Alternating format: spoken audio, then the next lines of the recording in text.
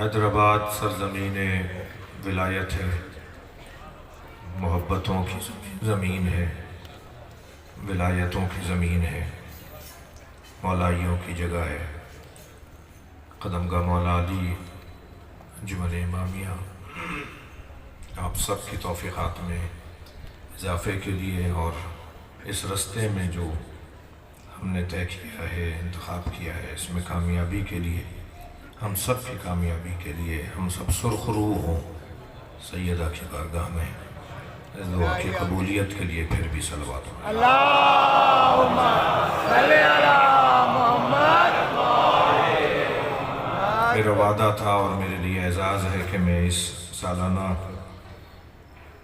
با ہدف با مقصد، یوں تو ہر مجلس ہماری با مقصد ہے، مگر اس مجلس میں مقصدیت بہت روشن ہے اور ہم سب دو کام کرنے کے لیے یہاں جمع ہوئے ہیں۔ ایک پرسہ دینے کے لیے، ایک تسلیت تعزیت دینے کے لیے، اور ایک اپنے حق کے حصول کے لیے، اپنے حق کی بحالی کے لیے۔ لہذا میرے بھائی نے جیسا فرمایا، میں وعدہ ہو چکا اس لیے حاضر ہوں۔ اب اس میں جتنا ہمیشہ کی طرح بی بی کرم فرمائیں گی تو کچھ دیر حاضری رہے گی۔ میں نے آپ کے سامنے سورہ مبارکہ نور کی 36ویں آیت تلاوت کی ہے۔ اس آیت کریمہ میں پروردگار عالم نے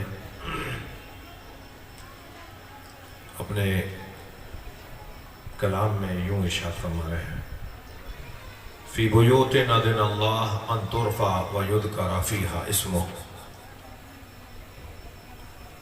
حکم الہی ہے کہ ان گھروں کی تعمیر کرو، ان گھروں کی تعظیم کرو جن گھروں میں صبح شام اللہ کا ذکر ہوتا ہے۔ میں کہتا ہوں مجلس تو ہو گئی ہے، صلوات پڑھیں ذرا محمد والا۔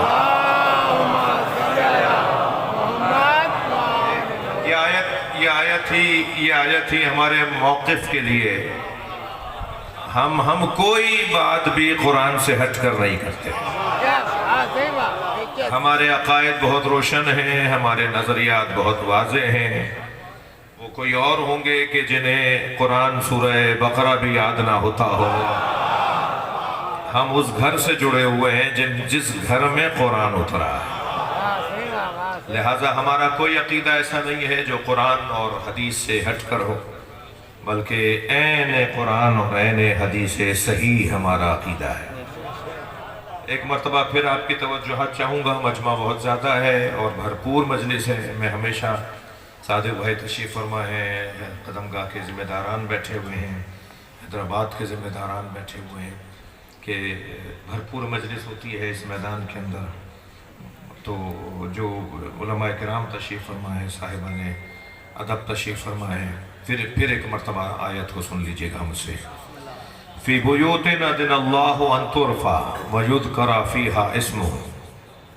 حکم الہی یہ ہے کہ ان گھروں کی تعمیر کرو، ان گھروں کی تعظیم کرو جن گھروں میں صبح شام اللہ کا ذکر ہوتا ہے۔ جن گھروں میں صبح شام اس کا ذکر ہوتا ہے، صبح شام اس کی تسبیح ہوتی ہے، ان گھروں کو تعمیر بھی کرو، ان گھروں کی تعظیم بھی کرو۔ اب اہل علم بیٹھے ہوئے ہیں، میں تھوڑا سا سہارا چاہوں گا۔ ان ترفع، پھر ایک مرتبہ آیت سنیے۔ فی بیوت اذن اللہ، بیوت کا لفظ ہے، مساجد کا لفظ نہیں ہے۔ مساجد بنانے کی آیات قرآن میں بہت ہیں، کوئی مسلمان ہی نہیں ہو سکتا جو مسجد بنانے کی بات نہ کرتا۔ مسئلہ یہ ہے کہ جو مسجد بنانے کی بات کرے وہ تو مسلمان ہے، جو اہل بیت کا گھر گرانے کی بات کرے وہ کون ہے؟ یہ بیت کی بات ہو رہی ہے، مسجد کی بات نہیں ہو رہی ہے۔ یعنی قرآن میں کچھ گھروں کے بنانے کا حکم ہے۔ گھر وہ جو مشروط ہو، گھر وہ جو منعوت ہو، گھر وہ جو منحصر ہو، گھر جو مزین ہو، گھر وہ جو مرصع ہو ذکر اہل بیت سے۔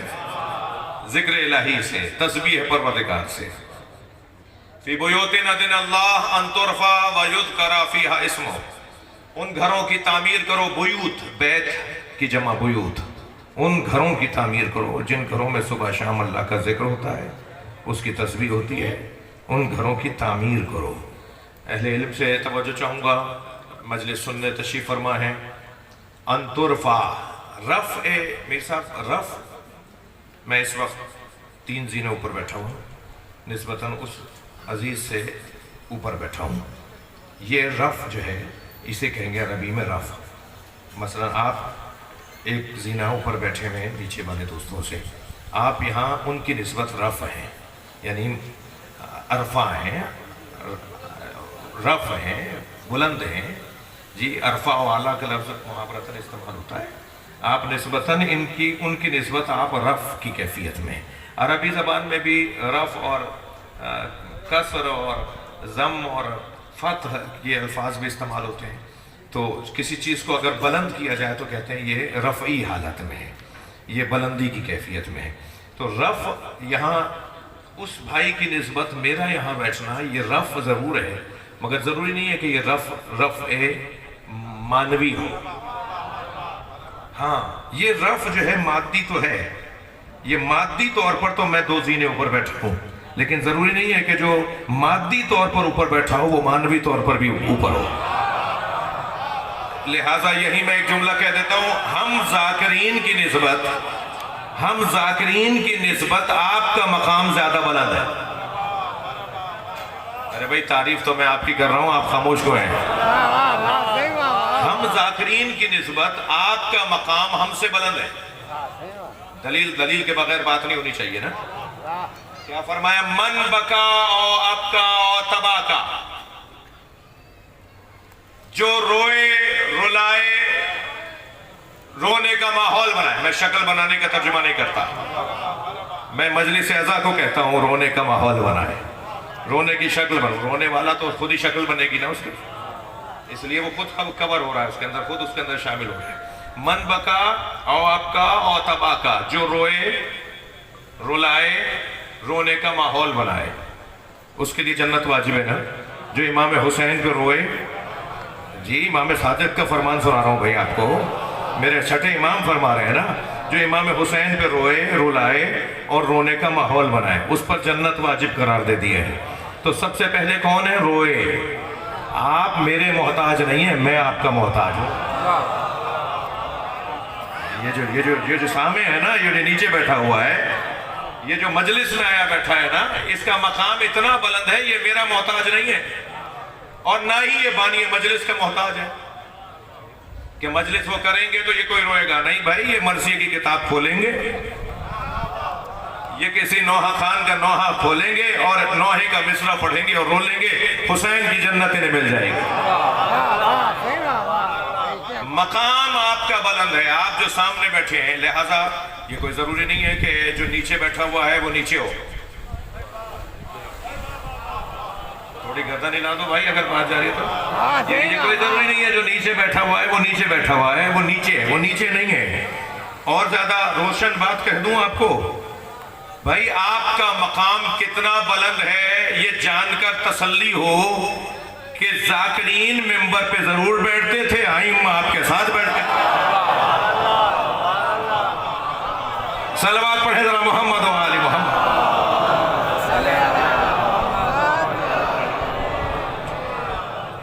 توجہ ہے نا، یہ جو رفع ہے، جو میں اس وقت بلندی پر بیٹھا ہوں، یہ رفع مادی ہے۔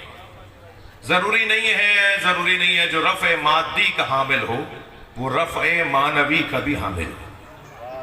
تو بس رفع کی 2 قسمیں ہو گئیں، ایک رفع مادی، کسی چیز کا مادی طور پر بلند ہونا، ٹھیک ہے۔ ایک رفع معنوی ہے کہ نہیں، مادی طور پر تو بہت بڑی عمارت نہیں ہے، بہت بڑی چیز نہیں ہے، کوئی چیز بنی بھی نہیں ہے، لیکن معنوی طور پر اس کا مقام اتنا بلند ہے کہ بظاہر وہ زمین پر بیٹھا ہے مگر عرش والے اسے سلام کرتے ہیں۔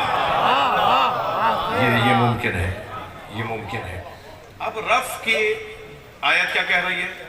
فی بیوت اذن اللہ ان ترفع ویذکر فیہا اسمہ، ان گھروں کی تعمیر کرو، ان گھروں کی تعظیم کرو جن گھروں میں صبح شام اللہ کی تسبیح ہوتی ہے اور اس کا ذکر ہوتا ہے۔ یعنی اب دو کام کر رہے ہیں، مادی طور پر بھی انہیں تعمیر کرنا ہے، یہ ہے رفع مادی، اور معنوی طور پر بھی انہیں تعمیر کرنا ہے، اسے کہتے ہیں تعظیم، یعنی تعمیر اور تعظیم۔ بات روشن ہے؟ کچھ گھروں کی تعمیر بھی کرنی ہے، کچھ گھروں کی تعمیر بھی کرنی ہے، کچھ گھروں کی تعظیم بھی کرنی ہے۔ گھر کون سے ہیں؟ جن گھروں میں اللہ کا ذکر ہوتا ہے، اللہ کا ذکر ہوتا ہے۔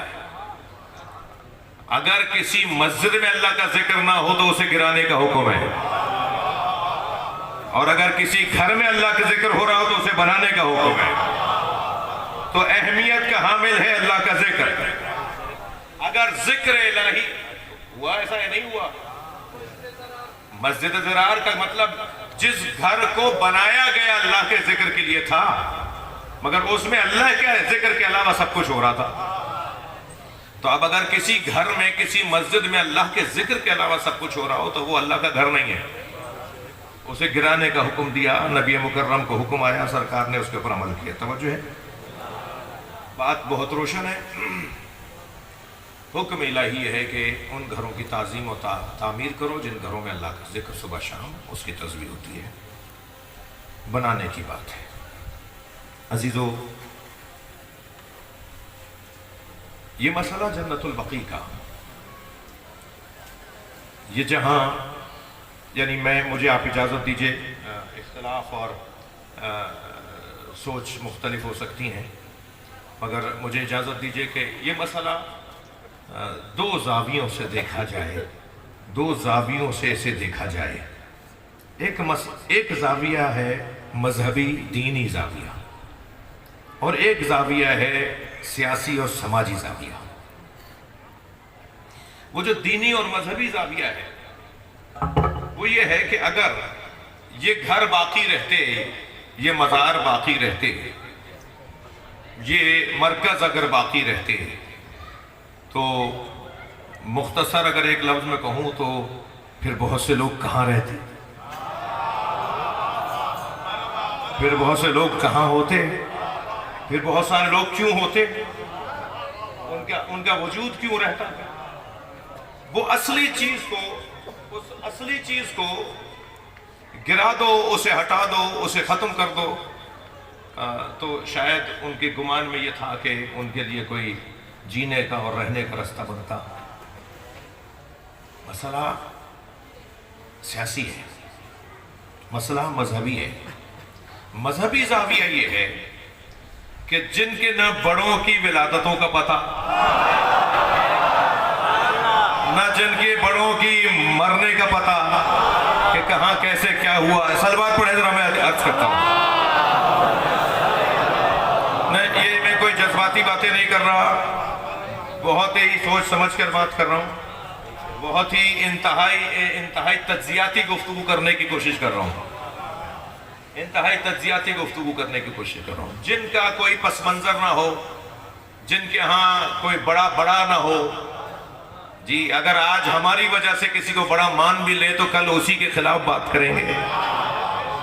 یہ ہسٹری ہے، یہ ان کی تاریخ ہے، یہ ان کے معاملات ہیں۔ جی غیر معیاری زندگیاں، غیر معیاری زندگیاں، یہ میری بات بارہا کی ہے، میں کئی دفعہ کر چکا ہوں، ذرا لہجہ بدل کے، لفظ بدل کے بولتا ہوں، ہر جگہ ایک ہی آواز، ہر جگہ ایک ہی پکار، ہر جگہ ایک ہی مطالبہ، میرٹ پہ تقرریاں ہونی چاہیے، میرٹ پہ داخلے ہونے چاہیے، میرٹ پہ پارٹی ٹکٹس ملنے چاہیے، میرٹ پہ تبادلے ہونے چاہیے، میرٹ پر ماننا چاہیے۔ ہم بھی تو 1400 سال سے یہی کہہ رہے ہیں، نبی کے بعد میرٹ پہ ماننا چاہیے۔ جو غیر معیاری پیشوا رکھنے والے لوگ ہیں وہ کہاں جاتے اگر یہ نہ کرتے؟ انہوں نے اپنی اس کمزوری کو چھپانے کے لیے کہ ہمارا تو کوئی بڑا ہے نہیں، یہ ایک سیاسی مسئلہ تھا، اس اعتبار سے سیاسی اور سماجی مسئلہ تھا کہ ان کی قبر لوگوں کے لیے ہادی ہے، ان کی زندگی لوگوں کے لیے ہادی، ان کا جینا ہدایت۔ یہ یہ بچہ سوال کرتا ہے نا کہ جب میرے مولا امام رضا کو معلوم تھا کہ اس میں زہر ہے تو حضرت نے وہ انگور کیوں لیے؟ یا مولا حسین کو پتا تھا کہ کربلا میں شہید کر دیا جاؤں گا تو آپ وہاں گئے کیوں؟ یا ائمہ اہل بیت کو جب زہر دیا گیا تو انہوں نے زہر کو لے کیوں لیا؟ اس زہر کو لے کیوں لیا؟ کیا سبب تھا؟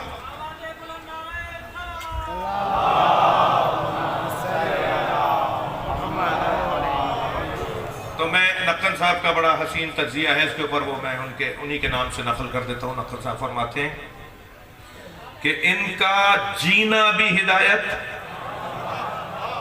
ان کا دنیا سے جانا بھی ہدایت۔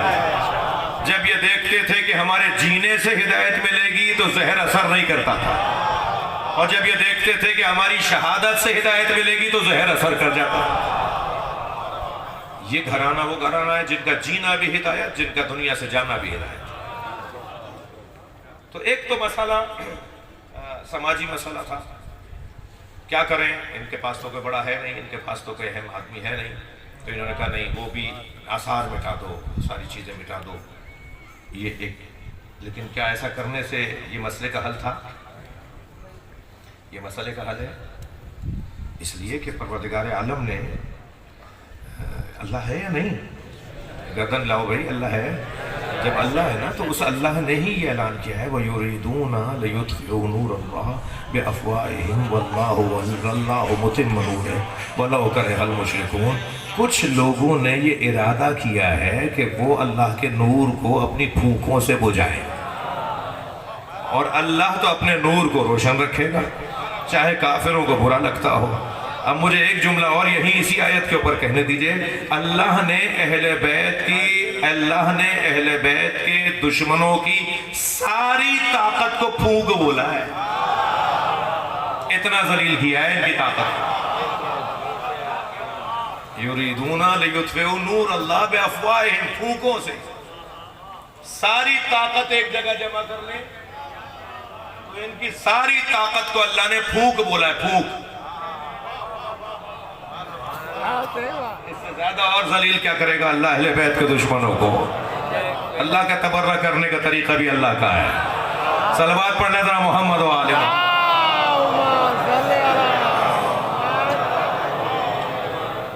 تو یہ طریقہ ٹھیک نہیں تھا، انہوں نے ایسا کرنا چاہا اور جنت المعلیٰ کو مسمار کیا، جنت البقیع کو مسمار کیا۔ میں آپ سے توجہ چاہوں گا، تین، میرے عزیزوں، میرے بچوں، جوانوں، آپ سے بات کر رہا ہوں، تین مسلکوں کو مسلمانوں کے درمیان برطانوی سفارت خانوں نے ایجاد کیا۔ پرانا استعمال، ایک بہائیت، ایک قادیانیت اور ایک وہابیت۔ تینوں کی تاریخ پیدائش بھی ایک ہے، تینوں کا ناجائز باپ بھی ایک ہے۔ مجھے معاف کیجئے گا، میں اپنے مزاج سے ہٹ کے جملہ کہہ گیا۔ تینوں کی تاریخ پیدائش بھی ایک ہی ہے اور تینوں کی محل ولادت بھی ایک ہی ہے۔ کہاں پیدا ہوا ہے یہ؟ بہائیت، قادیانیت، بھائی آپ لوگ تھک تو نہیں رہے؟ بسم اللہ بسم اللہ۔ بہائیت، قادیانیت اور وہابیت۔ بہائیت انہوں نے فارسی زبان لوگوں میں مسلمانوں کے اندر انتشار پھیلانے کے لیے فارسی زبان علاقوں کے اندر بہائیت کو ایجاد کیا مسلمانوں کے درمیان سے۔ قادیانیت انہوں نے بر صغیر کے لیے، کیونکہ یہاں کے مسلمانوں کی غیرت، حمیت، شجاعت، بہادری دیکھنے کی ہے۔ یہاں کوئی نبی نہیں آیا، یہاں کوئی رسول نہیں آیا، یہاں آثار آئے ہیں تو ان سے آگے نظر آتے ہیں جہاں خود آئے تھے۔ جی، یہاں آثار آئے ہیں تو ان سے آگے نظر آتے ہیں۔ لہٰذا یہاں کے لیے انہوں نے قادیانیت کو ایجاد کیا اور عرب دنیا کے لیے انہوں نے وہابیت کو ایجاد کیا۔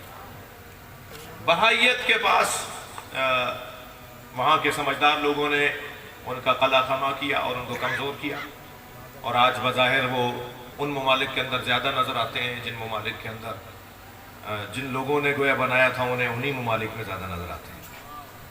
اچھا، اسی طرح قادیانیت، بھٹو صاحب کے زمانے کے اندر قومی اسمبلی کے اندر بل پاس ہوا، آئین پاس ہوا، اور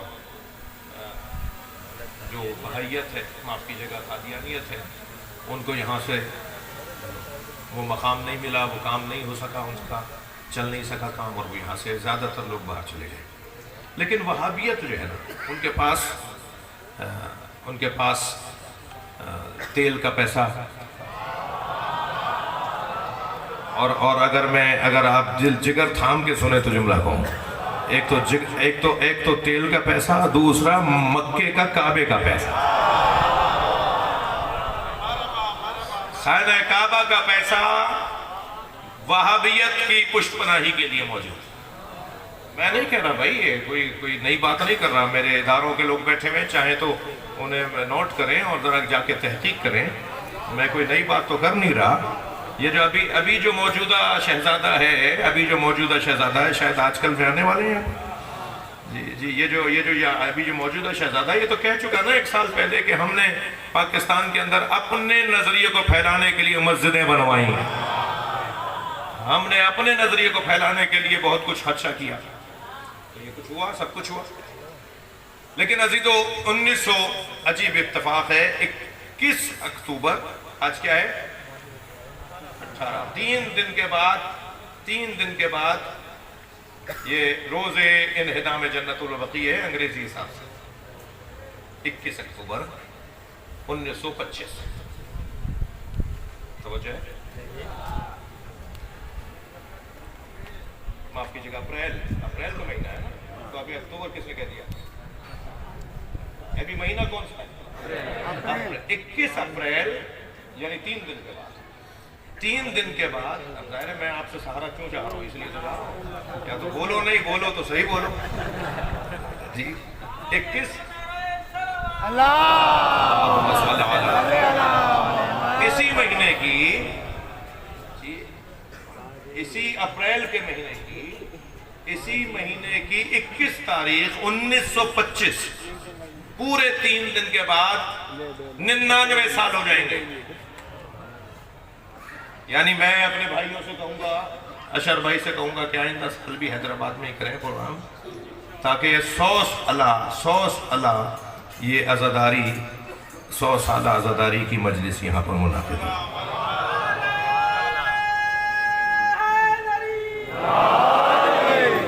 پورے 100 سال سے 1 صدی گزر گئی ہے۔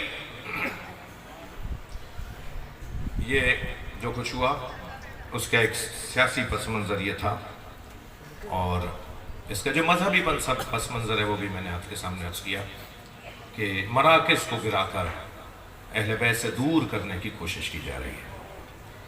علمی طور پر عزیزو، ایک آیت ہے سورہ مبارکہ توبہ میں، اور ایک حدیث ہے جو جعلی حدیث ہے، جو موضوع حدیث ہے، جسے ہم حدیث نہیں مانتے، جو گھڑی ہوئی حدیث ہے۔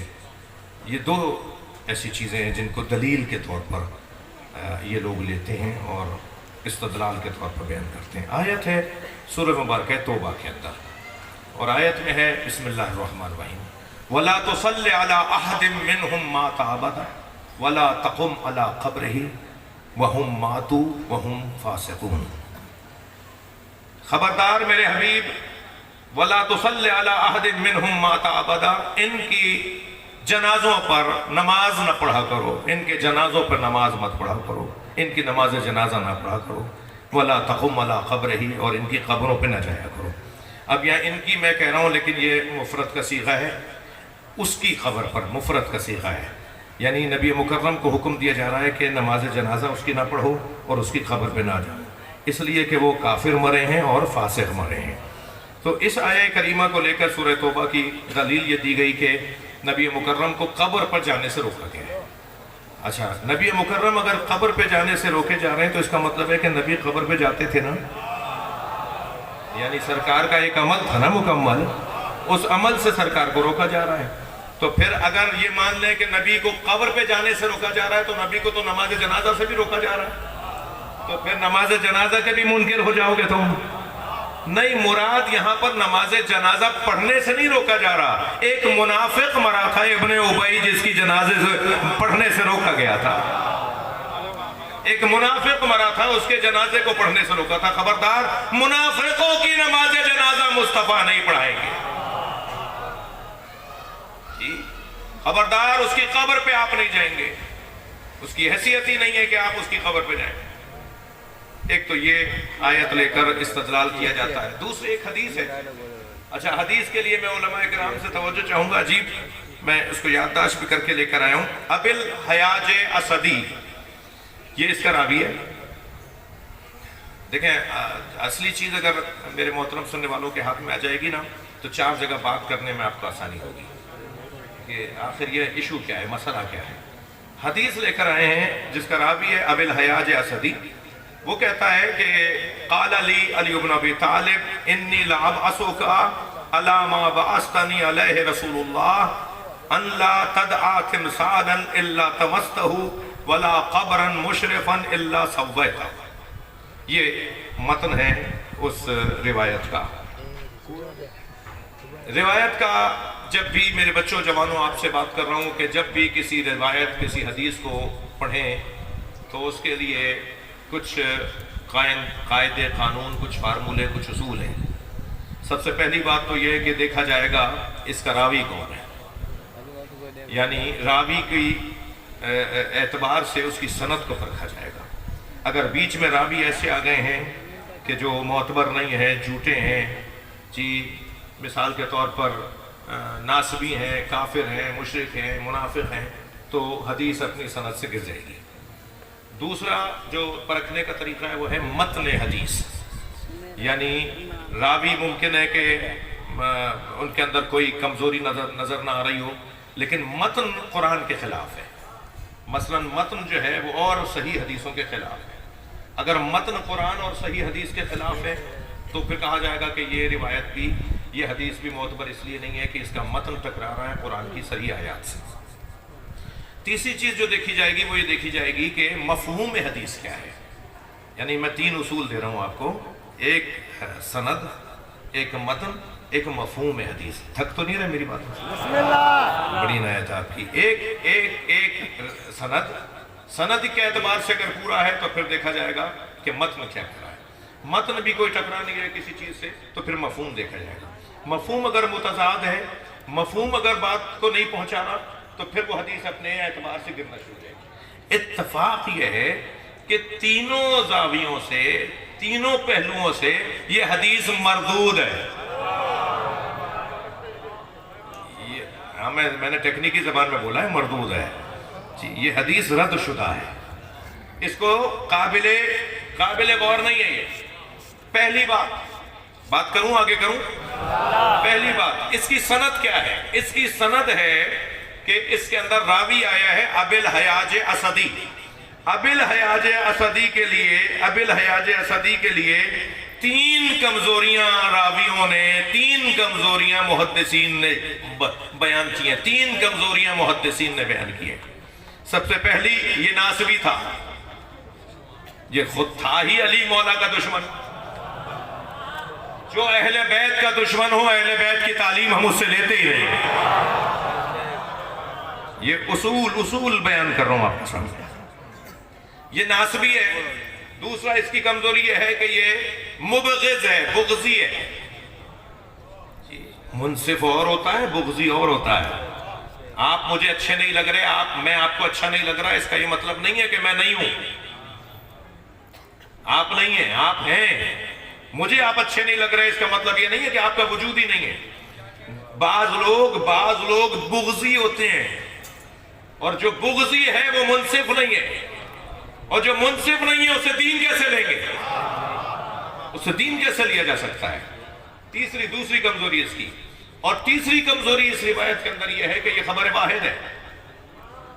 اس کے علاوہ کسی اور نے بتایا اس حدیث کو، اس فرمان کو. ابھی فرمان میں نے آپ کو سنایا ہی نہیں ہے جی. اس فرمان کو اس کے علاوہ کسی اور نے بھی بیان کیا؟ اس کے علاوہ تو کسی اور نے بیان ہی نہیں کیا. تو ایک آدمی ہے، اتنا بڑا مسئلہ لے کر آیا ہے. ایک آدمی پر ہم دین کا فیصلہ کیسے کریں گے؟ اب وہ فیصلہ کیا ہے جو یہ لے کر آیا ہے؟ اب اس حدیث کی یہ تو ہو گئی سند، اس حدیث کے متن کو آپ لے لیجئے. کیا کہہ رہا ہے متن؟ قال علی بن ابی طالب. کون کہہ رہا ہے؟ ابی الحیاج اسدی کہہ رہا ہے کہ مجھ سے رسول اللہ نے فرمایا. اب ذرا دیکھیے کارستانیاں دیکھیے، فنکاریاں دیکھیے. آپ کہتا ہے قال علی بن ابی طالب، مجھ سے علی بن ابی طالب نے فرمایا انی لا ابعثک، میں تمہیں وہ کام دے رہا ہوں علی ما بعثنی علیہ رسول اللہ، جو رسول اللہ نے مجھے دیا ہے. مولا گویا اسے کہہ رہے ہیں کہ میں تمہیں ایک ایسا کام دے رہا ہوں جو رسول اللہ نے مجھے دیا ہے. پہلے تو علی اسے بولتے ہی نہیں ہے جو اپنا کام کسی اور پہ ڈالتا ہے. صلوات پڑھیں ذرا محمد و آل محمد. بھائی بہت آپ خالصتاً میں مدرسے کی گفتگو لے بیٹھا اور آپ کی توجہات بھی ہیں میرے ساتھ، میں مجھے مجبور کر رہے ہیں کہ میں بات مکمل کروں. بسم اللہ بسم اللہ. پہلی بات تو یہ کہ یہ راوی خبر واحد، یہ ناصبی، اسی طرح یہ مبغض بغضی، لہذا راوی کا اعتبار گر جانے سے، سند گر جانے سے روایت بھی گر گئی.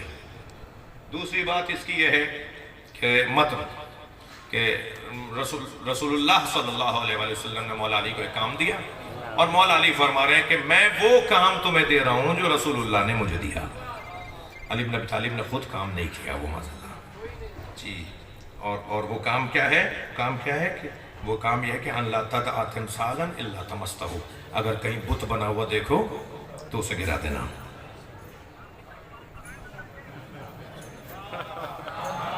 میں چاہ رہا تھا نا آپ بولے جی. اگر کہیں بت بنا ہوا دیکھو، ارے بھائی تمہارے اندر کے بت اب تک نہیں ٹوٹے. علی بن ابی طالب کا تو خاصہ ہی یہ ہے کہ علی نے بت گرائے. بت گرانے کے لیے آ گئے تھے نا بنی نذیر کے لوگ رسول اللہ کی خدمت میں کہ ہم آپ کے اوپر ایمان لانا چاہتے ہیں، مگر 3 ہماری خواہشات ہیں، 3 مطالبات ہیں. پہلا مطالبہ تو یہ ہے کہ ہم سے نماز پڑھنے کا نہ کہا جائے. میں آہستہ سے کہتا ہوں کہیں یہ کسی اور کا بھی نہ ہو مطالبہ کہ مولانا یہ ہماری طرف سے بھی لگا دیجئے بات.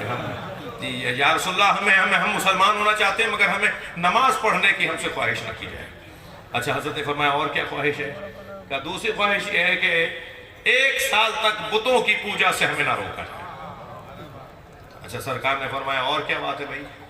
تو کہنے لگے کہ 1 سال کے بعد ہمیں جب بتوں سے ہم ہاتھ اٹھائیں تو ہمیں نہ کہا جائے کہ ہم اپنے ہاتھوں سے بت توڑیں. حضرت نے فرمایا تمہاری 2 باتیں تو مجھے ماننے کی اجازت ہی نہیں ہے. نہ میں تم سے نماز کو چھڑوا سکتا ہوں اور نہ تمہیں 1 لمحے کی اجازت دے سکتا ہوں کہ بت کی پوجا کرو. ہاں تیسری بات کو میں مان لیتا ہوں، ہمارے پاس توڑنے کے لیے علی موجود ہے. تو یہ کون سی بات ہوئی کہ مولا فرما رہے ہیں کہ بت توڑنے کے لیے نبی نے مجھے کہا تھا اور اب میں بت توڑنے کا کام تمہیں دے رہا ہوں. الا تمستہ ولا قبرا مشرفا،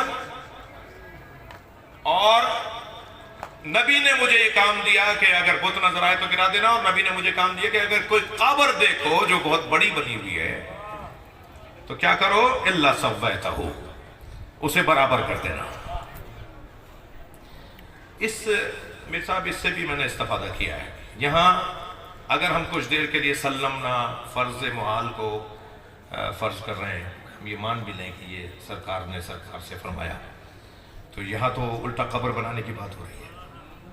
ولا قبرا مشرفا، کسی قبر کو غیر معمولی انداز سے دیکھو تو اس کے مطابق کر دینا جیسا صاحب قبر ہے.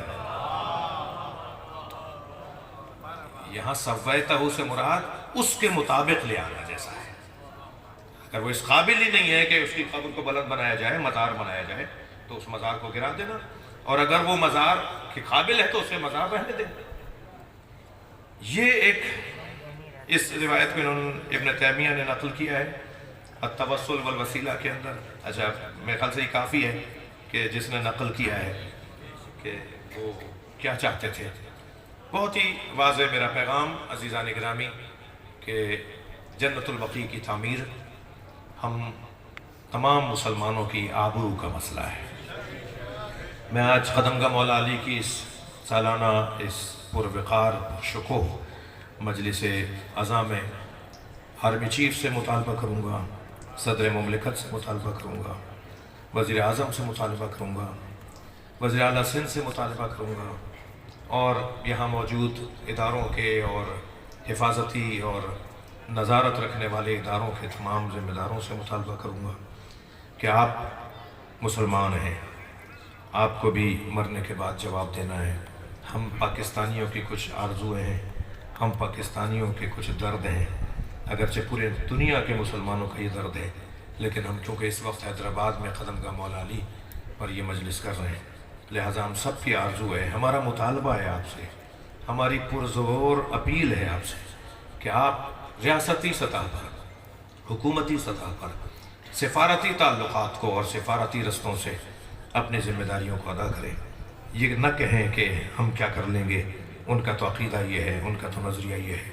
नहीं, अब मक्का और मदीना के करीब वो नाजायज़ काम भी हो रहे हैं जो उनकी हुकूमत ने पास कर दिए हैं। हम तो फिर जायज़ चीज़ का मुतालबा कर रहे हैं, हम तो अपना हक़ मांग रहे हैं। लिहाजा आप मुतालबा ये करके भी, कह कर भी उनको कह सकते हैं कि जब आपके यहाँ बहुत सारे और काम हो रहे हैं जो अब तक नहीं होते आए, तो ये कहना कि साहब ये तो नहीं होता, ये नहीं होगा, ये नहीं हो सकता। अब वो मुल्ला मौलवियों की भी वहाँ कैफियत वो नहीं रही है जो मुल्ला मौलवियों की कैफियत माजी में थी। लिहाजा मैं आपके तवस्सुत से, अपने इस मोहतरम मजमे के तवस्सुत से ज़िम्मेदारों से अपील कर रहा हूँ। और यहाँ आज की करारदाद के अंदर भी यकीनन इस बात का अगर कोई एहतमाम है तो बहुत अच्छा है, वरना एक तहरीरी तौर पर भी इस तरह की तहरीर रवाना होनी चाहिए कि हम मुतालबा करते हैं कि जन्नतुल बक़ी को, और ये बहुत वाज़े तौर पर कहना चाहते हैं। मैं कोई ज़्यादा बात करने का आदी नहीं हूँ, बहुत तोल के सोच के बोलने का आदी हूँ, लेकिन बहुत ही इत्मीनान के साथ कह रहा हूँ कि हम अपने मादी वसाइल को अपने ऊपर खर्च करने के बजाय उन सब पैसों को जमा करके सैयदा के मज़ार की तामीर के लिए हर चाहने वाला अपने अपने हिस्से की एक ईंट ज़रूर देगा। और हम ये भी नहीं चाहते आपसे कि आप बनाएं, आप पर कोई ख़र्चा आ जाए।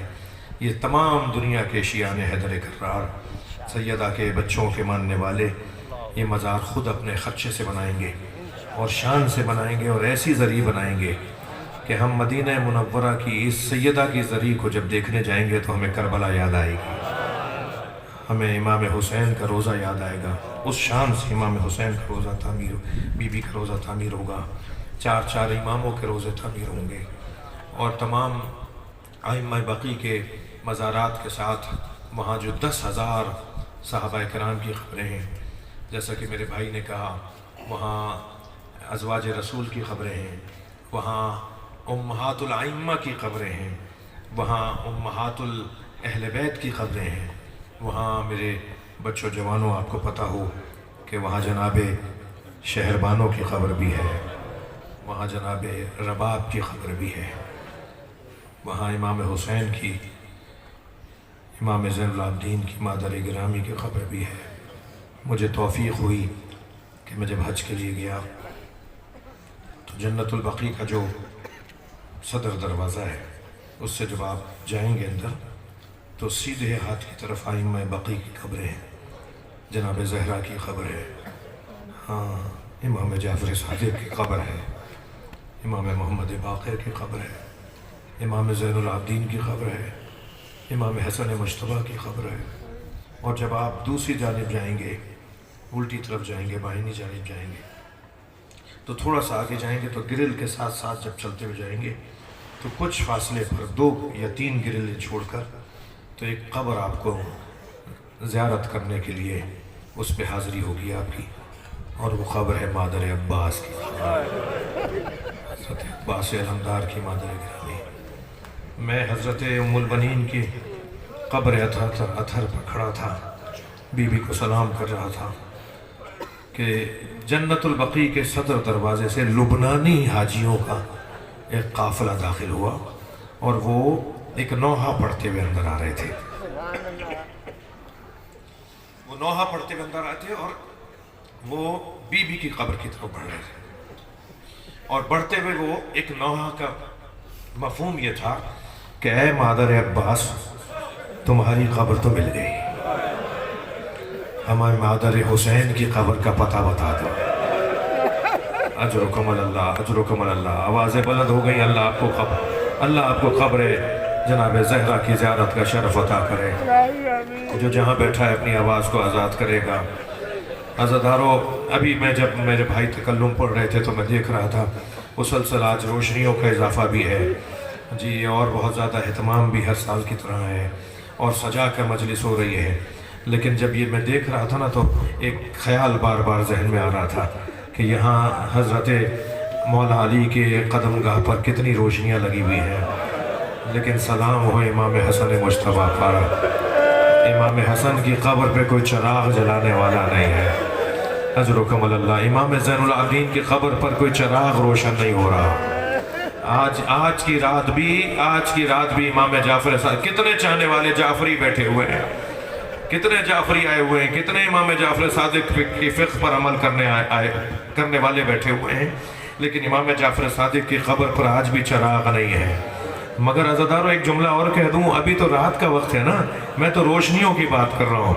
جیسے ہی یہ رات تمام ہوگی تو دھوپ آئے گی، اور ان قبروں پر کوئی سائبان بھی نہیں ہے، ان قبروں پر کوئی سایہ بھی نہیں ہے۔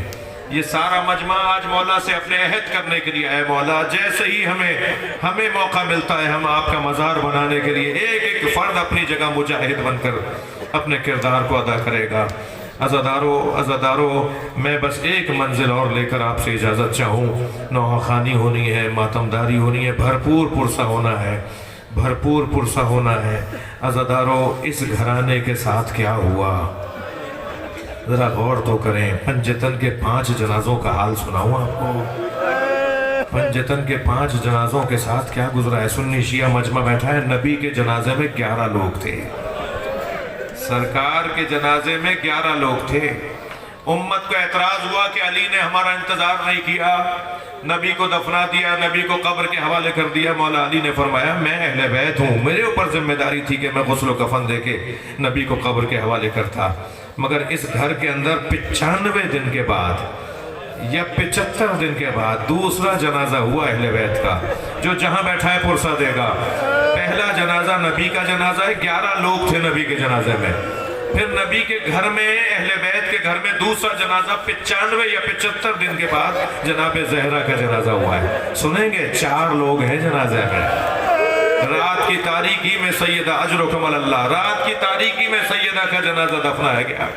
پھر امت کا اعتراض ہوا کہ ہمیں اہل بیت نے اپنے گھر کے جنازے میں نہیں بلایا، تو اس گھر کے اندر عزادارو تیسرا جنازہ ہوا ہے، تیسرا جنازہ ہوا ہے مولا علی کا جنازہ، مولا علی کا جنازہ۔ اس گھر میں پنجتن کا تیسرا جنازہ۔ سنیں گے 2 لوگوں نے جنازہ اٹھایا ہے، آگے سے جنازہ خود اٹھ رہا تھا، پیچھے سے حسنین اٹھا رہے تھے۔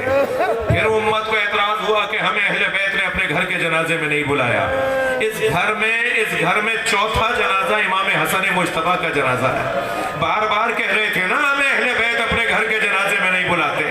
یہ پہلا جنازہ تھا جو اہل بیت کا امت کے کاندھوں پر دیا۔ امت نے اتنے تیر مارے، اجرکم اللہ، اجرکم اللہ، امام حسن مجتبیٰ کے جنازے پر امت نے اتنے تیر مارے کہ برابر کی بہنیں جنازے سے تیر نکالتی رہ گئی۔ اور 5ویں جنازے کا حال سنیں گے، گھوڑے دوڑا دیے حسین پر، زینب سے پہچانا نہیں گیا یہ میرے بھائی حسین کا لاشا۔ اجرکم اللہ، اجرکم اللہ، حق ہے ایسے ہی بلند آواز سے گریہ کرنے کا عزادارو، حق ہے ایسے ہی بلند آواز سے گریہ کرنے کا۔ اللہ آپ کو اجر عطا فرمائے۔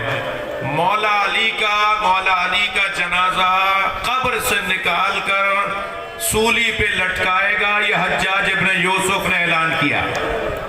3000 جگہ گڑھے کھدوائے۔ جو لوگ پہلی مرتبہ مجلس میں آئے ذرا تاریخ پڑھیں کہ اہل بیت کے ساتھ ہوا کیا ہے، پھر بھی ہمیں قصور ٹھہرایا جائے کہ ہم روتے کیوں ہیں، ہم ماتم کیوں کرتے ہیں۔ ایک صاحب کہنے لگے آپ روتے کیوں ہیں؟ میں کہتا ہوں ہم زندہ کیسے ہیں؟ اگر ہم پکے اور سچے اہل بیت کے چاہنے والے ہیں تو ہم سے تو سوال ہونا چاہیے تم زندہ کیسے ہو؟ 3000 جگہ حجاج ابن یوسف نے گڑھے کھدوائے کہ میں علی کی جنازہ نکال کے سولی پہ لٹکاؤں گا۔ مولا علی کا جنازہ، میرا سوال یہ ہے کہ آگے سے جنازہ خود کیوں اٹھ رہا تھا، پیچھے سے حسنین کیوں اٹھا رہے تھے؟ اتنی بڑی امت جنازے میں کیوں نہیں تھی؟ اس لیے کہ جنازے کی توہین ہونی تھی، جنازے کی بے حرمتی ہونی تھی۔ ممکن ہے کوئی کہے صاحب یہ کیسے ہوتا، یہ کیوں ہوتا، یہ کیسے باتیں کر رہے ہیں؟ کیا بات سمجھ میں نہیں آئی کہ کربلا کے میدان میں حسین مولا پہ اتنے گھوڑے دوڑائے کہ امام کی پسلیاں کمر سے نکل رہی تھیں؟ سنی شیعہ نے لکھا ہے، میں ذمہ دار ہوں، اہل سنت کتابوں میں اگر نہ دکھاؤں کہ امام حسین کے بدن کے ساتھ امت نے کیا کیا۔ اجرکم اللہ، اجرکم اللہ، اللہ آپ کو اجر عطا فرمائے۔ جو جہاں بیٹھا ہے پرسہ دے گا۔ جن کے مذہب میں رونا جائز ہے وہ تکلف کر کے نہ روئیں۔ مولا علی کے جنازے کے ساتھ یہ ہوا، امام حسن کے جنازے کے ساتھ یہ ہوا، امام حسین کے جنازے کے ساتھ کیا ہوا، اور بتا دوں زینب کس کس موڑ پر ماری نہیں گئی۔ علی کی بچیاں، علی کی بیٹیاں کس کس موڑ پر، کوفہ، شام، راہوں میں کہاں کہاں پتھر نہیں مارے گئے۔ اجرکم اللہ، اللہ آپ کو لے جائے۔ میں کچھ سال پہلے جب شام گیا نا زیارت کرنے، تو ہم لبنان اترے، بیروت کی فلائٹ تھی ہماری، بیروت کے رستے سے ہم شام کے بارڈر سے شام میں داخل ہوئے، تو بالابک کا جو یعنی بارڈر کا جو شہر ہے بالابک، اس شہر سے ہمارا گزر ہوا۔ تو ہم ابھی ٹھہرے ہوئے تھے کہ ہمیں اطلاع دی گئی کہ اس شہر میں امام حسین کی 2 بیٹیوں کے مزار بھی ہیں۔ کہاں؟ بالابک کے اندر، یعنی شام کے حصے میں، لبنان کی طرف شام کا بارڈر کراس کر کے آپ ابھی شام جائیں گے، لیکن اس سے پہلے لبنان کے اندر 2 امام حسین کی دختر، 2 امام حسین کی بیٹیوں کے مزار بھی ہیں۔ تو ہم نے کہا ہمیں لے کے جاؤ۔ جب ہم وہاں گئے تو مزار نئے بن رہے ہیں، ایک عرصے سے کام ہو رہا تھا مگر اب فنیشنگ کے مرحلے میں تھا۔ میں نے وہاں جا کے جب ہسٹری دیکھی کہ آخر یہ بچیاں، امام حسین کی بیٹیاں یہاں کیسے دفن ہیں، تو سنیں گے، مجھ سے بیان نہیں ہو پائے گا، میں صرف اشارتاً عرض کروں گا۔ ایک تو اونٹ سے گر کر شہید ہوئی، کہاں اہل بیت، اور ایک بچی کے سر پر کسی نے پتھر مارا تھا، اتنا خون بہا حسین کی اس بچی کے سر سے کہ آخر وہ بچی وہی شہید ہو گئی۔ یہ کیا ہوا ہے اہل بیت کے ساتھ کربلا کے اندر؟ اور کچھ آگے جاؤں، ممکن ہے کوئی کہے صاحب یہ کیسے ممکن ہے، یہ کیسے ہوا ہوگا؟ تو آج جنت البقیع کے یہ اجڑے ہوئے مزار، کیا ہمیں نظر نہیں آ رہے کہ کیا ہوا، امت نے کیا کیا؟ ہاں، اس گھرانے کے ساتھ اور بتاؤں، امام موسیٰ کاظم کو 14 سال جیل میں رکھا، قید میں رکھا۔ امام موسیٰ کاظم 14 سال قید میں رہے۔ یہ ہوا ہے اہل بیت کے ساتھ۔ امام جعفر صادق کے ساتھ کیا ہوا؟ امام رضا کو زہر دے دیا گیا، امام محمد تقی کو زہر دے دیا گیا، امام علی نقی علیہ السلام کو زہر دے دیا گیا، امام عسکری علیہ السلام کو زندان میں رکھا گیا۔ اس گھر کے ہر فرد کے ساتھ جو کچھ کیا گیا، یہ جنت البقیع کی بولتی تصویریں آج گواہ ہیں کہ اس گھرانے کے ساتھ کیا ہوا۔ میں مجلس کو مکمل کر رہا ہوں ایک جملے پر، سلام ہو اس وارث قبر زہرا پر جو روزانہ جنت البقیع میں اپنی ماں کی قبر کو جڑا ہوا دیکھتا ہے اور روزانہ سلام کرتا ہے، السلام علیکہ یا صاحب العصر والزمان۔ مولا یہ مجمع آپ کے چاہنے والوں کا مجمع، حیدرآباد کا یہ منتخب مجمع آج آپ سے عہد کرتا ہے کہ جہاں تک ہم سے ہو سکے گا ہم آپ کی جدہ جناب زہرا کی قبر کی تعمیر کے اسباب کریں گے۔ اللہ لعنت اللہ علی القوم الظالمین۔